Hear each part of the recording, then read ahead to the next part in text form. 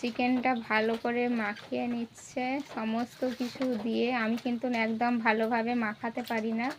আর আজকে আমাদের এইখানে কিন্তু প্রচুর বৃষ্টি হচ্ছে আমাদের এইদিকে। আজকে মা রান্না করবে চিকেনটা, সমস্ত কিছু ভালো করে নিয়ে নিচ্ছে।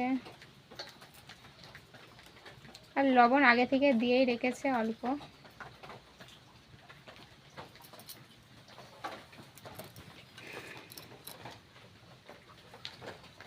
এরপর আদা কুচি, না আদা কুচি নয়, আদা বাটা, টমেটো কুচি, পেঁয়াজ কুচি,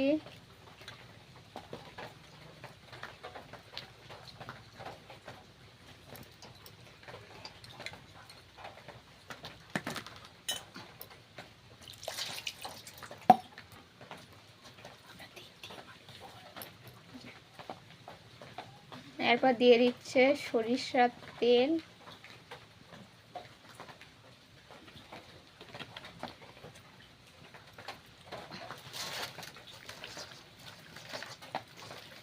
এরপর ভালোভাবে একটু মাখিয়ে নিচ্ছে।